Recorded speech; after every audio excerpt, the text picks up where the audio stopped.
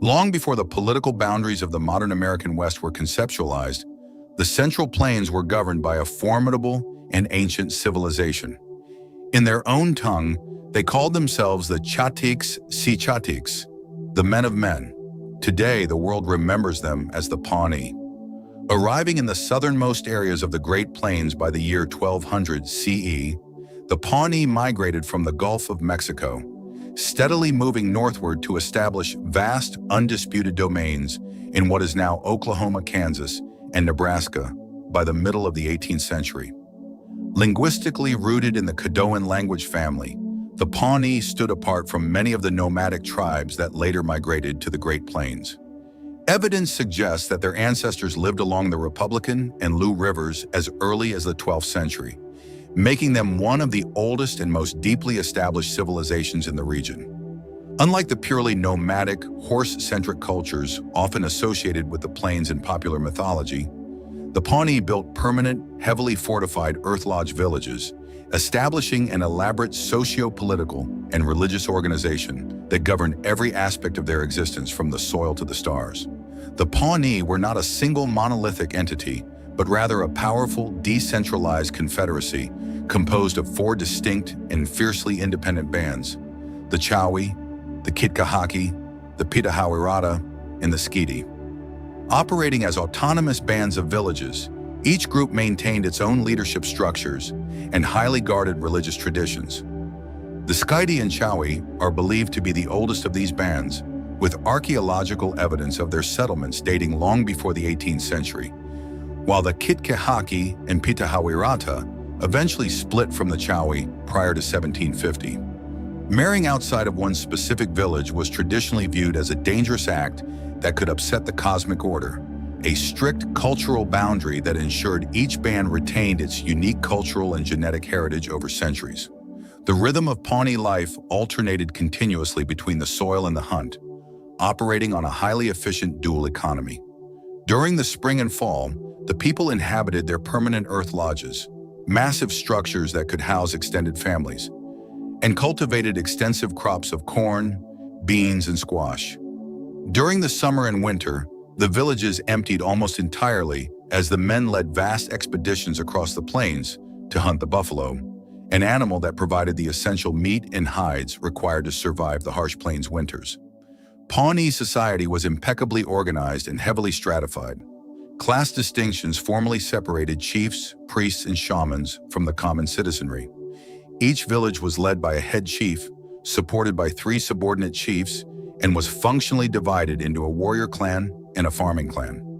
However, a Pawnee chief served more as a moderator and counselor than an absolute monarch, ruling by consensus through a council of household leaders. Each household featured 2 male heads, one overseeing the northern half of the lodge, the other the south, who represented their family in the village council. Gender roles were distinct, yet they conferred equal rights and immense authority within their respective spheres of influence. Pawnee women were the undisputed architects and owners of the earth lodges. They controlled the agricultural resources, managed the village's social life, raised the children, and orchestrated trade with neighboring groups. Men, conversely, held authority over the hunt, the waging of war, and the execution of complex religious ceremonies. Young men were instructed in the martial and hunting arts by their fathers and uncles from the age of 8, while young women learned the intricate responsibilities of agriculture, construction, and domestic leadership from their mothers and grandmothers. To understand the inner life of the Pawnee is to look upward. Their traditional religion was among the most elaborate and deeply philosophical of any indigenous people in North America. The Pawnee attributed all supernatural power to a supreme, mysterious life force known as Tirawa, the creator of the universe. Below Tirawa were powerful deities represented directly by the celestial bodies, most notably Shakuru, the sun god, who bestowed blessings through the symbolic mother of corn, and the vital morning and evening stars. The Skeety band in particular possessed a unique celestial cosmogony that set them apart even from their fellow Pawnee bands. They believed that the stars were transformed gods or fallen heroes, and their entire ceremonial calendar was dictated by precise astronomical movements. The Skidi taught that humanity itself was born from the cosmic marriage of the morning star and the evening star. This deep astronomical knowledge was not merely theoretical, it was heavily practical, used to determine the exact timing for agricultural cycles, such as the sacred corn planting ceremony, which featured dances mimicking the planting and hoeing of crops, coupled with songs invoking fertility. For a time in their history, the devotion to the morning star was so absolute that it included the ritual sacrifice of a captive adolescent girl, a practice that was ultimately ended in the 19th century. The spiritual life of the Pawnee was inextricably anchored to the physical landscape through a profound concept of sacred geography. The earth was revered as a female principle, a mother begetting all vegetation, animals, and humans. Specific geographical features were considered holy ground, denoted by the term Rahurawa, Ruxti, Yu. The Pawnee recognized several underground or underwater locations as animal lodges, sacred domains where the spirits of animals convened to confer supernatural powers upon selected shamans. This sacred geography served to reinforce a fundamental distinction in Pawnee culture: the separation between the religious and the shamanistic domains. Priests were trained in the strict performance of rituals and sacred songs, acting as the keepers of the sacred bundles, hide-wrapped collections of ritualistic items essential to the village's survival and standing with Tirawa. Shamans or doctors operated in a different sphere entirely. They drew magical healing powers directly from the animal lodges to cure the sick, manipulate shamanistic powers, and ward off enemy raids and food shortages. Of the 14 identified sacred sites across their territory, the most revered was Pa-Haku, a bluff located near present-day Fremont, Nebraska, where the Nahurak, supernatural animals acting as emissaries of the gods, dwelt and interacted with the mortal world. The isolation of the Chatiks was permanently shattered in the mid-16th century. In 1541, the Spanish explorer Francisco Vázquez de Coronado became the first European to record contact with the Pawnee. Coronado encountered a sophisticated civilization of roughly 10,000 people living in highly organized agricultural villages. The strict uniformity of their settlements and the presence of a central authority capable of mounting resistance indicated to the Spanish that the Pawnee were a fully developed tribal federation long before European eyes beheld them. By the height of the colonial period, the Pawnee population had surged to an estimated 60,000, making them one of the most powerful and populous nations on the entire Great Plains. They inhabited vast stretches along the Ickery, the Loup River, and the Kickatoos, the Platte River. But this zenith of power was fleeting. The expansion of European and American settlers brought unprecedented devastation. Lacking immunity to Eurasian infectious diseases, the Pawnee were repeatedly ravaged by smallpox epidemics and other illnesses. Within a few generations, nearly 50% of the population perished. As their numbers dwindled from disease, the Pawnee found themselves surrounded. Tribes from the Great Lakes region, pushed westward by colonial expansion, began encroaching heavily on traditional Pawnee hunting grounds. The Pawnee faced relentless campaigns from the Dakota, Lakota, and Cheyenne in the north, and the Comanche and Kiowa in the south. Collectively, the Pawnee referred to these encroaching forces as Kararat, enemy tribe, or Karik Supiru, enemy. Weakened by disease, crop failures, and relentless multi-front warfare, the Pawnee faced intense diplomatic and military pressure from the United States government. A series of coercive treaties systematically stripped the Pawnee of their ancestral domains. The geopolitical situation worsened dramatically following the 1830 implementation of Jacksonian Indian removal policies. The U.S. government relocated eastern indigenous groups, such as the Delaware and Shawnee, directly into the vast open areas west of the Missouri, sparking immediate conflicts over hunting grounds with the already beleaguered Pawnee. By 1830, the once mighty population of 60,000 had plummeted to just 12,000. For abandoning vast tracts of their homeland in the 1833 treaty, the Pawnee were paid a paltry 1.1 cents per acre. They were promised agricultural instruction and mill sites. But what they received was further encroachment. Driven to refuges south of the Platte following brutal defeats by the Great Sioux between 1842 and 1846, the Pawnee became so destitute they were forced to sell their best remaining land for the construction of Fort Kearny. As white settlers poured into Nebraska in the 1850s, the resources upon which the Pawnee depended, most notably the buffalo, were systematically depleted, setting the stage for their final expulsion from the north. Surrounded, starving, and desperate to protect their remaining people, the Pawnee made a highly strategic and controversial alliance.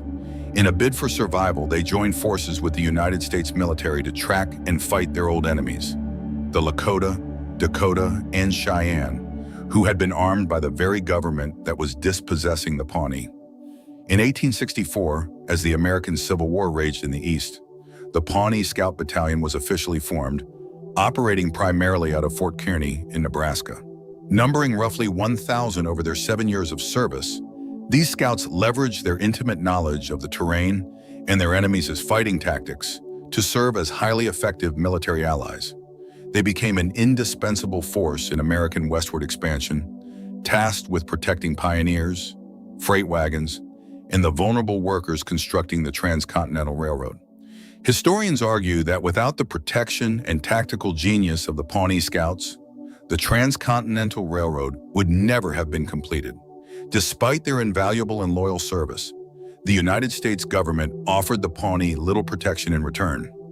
Confined to a shrinking reservation, the tribe was severely restricted, frequently denied permission by government agents to leave for their essential buffalo hunts. When permission was finally granted in the summer of 1873, tragedy struck. On August 5th, a massive war party of Lakota warriors ambushed the Pawnee hunting expedition near Trenton, Nebraska. The engagement, known today as Massacre Canyon, resulted in catastrophic losses for the Pawnee, dealing a fatal blow to their presence in Nebraska. Massacre Canyon proved to be the breaking point. By 1873, the Pawnee population was reduced to approximately 2,400. Devastated by the Sioux attacks, enduring a catastrophic grasshopper infestation in 1874 that destroyed their crops and facing imminent starvation, the chiefs of the Pawnee Nation made a heartbreaking decision. On October 8, 1874, the Pawnee officially surrendered their beloved Nebraska homelands, signing a treaty to relocate to a site of their choosing in Indian Territory. By 1875, the long settlement of the Pawnee in Nebraska had come to a definitive end.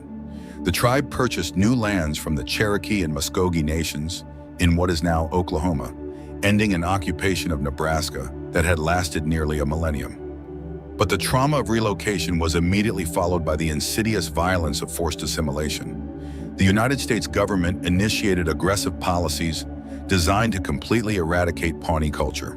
Missionaries were dispatched to convert the populace to Christianity, and children were separated from their families and sent to the Pawnee Industrial School. Yet the Chatiks refused to vanish.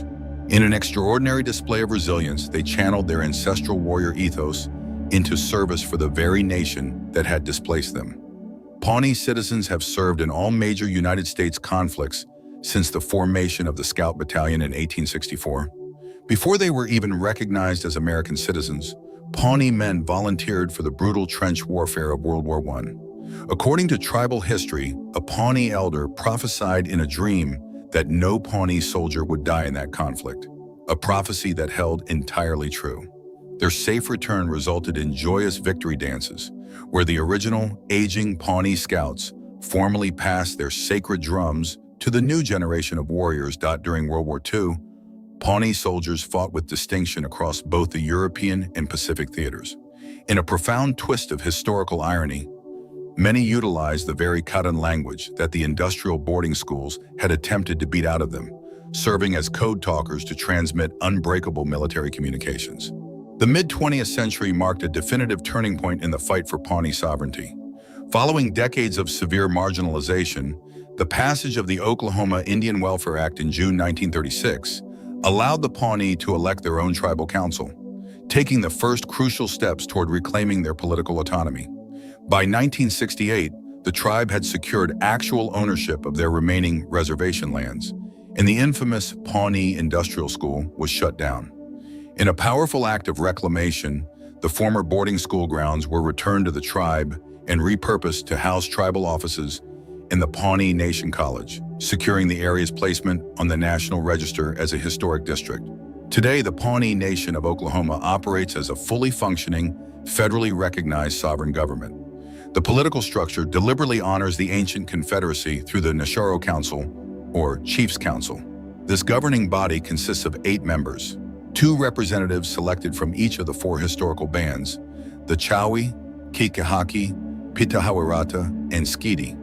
Each member serves a 4-year term, ensuring that the distinct voices of the original bands continue to guide the nation's future. Further bolstered by the Indian Self-Determination Act of 1975, the Pawnee have achieved significant political, social, and economic autonomy.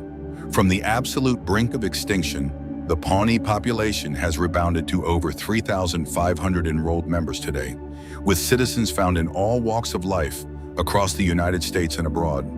They are a people who have navigated the collapse of their civilization, the theft of their ancestral lands, and the deliberate systemic targeting of their culture by the United States government, only to emerge unbroken. They continue to actively preserve their cultural heritage, maintaining traditional ceremonies, honoring their military veterans with annual Memorial Day, Veterans Day, and Christmas dances, and fiercely protecting the language and history of their ancestors. The story of the Pawnee is not merely a tragedy of colonial displacement, it is a profound testament to human endurance, adaptability, and cultural continuity. The Chatiks mapped the stars, built empires of earth and corn, and fought with unparalleled bravery across the plains of Nebraska and the battlefields of Europe. Though the great earth lodges along the Loup River have long since returned to the soil, the spirit of the Pawnee Nation remains as brilliant and enduring as the morning star they still revere.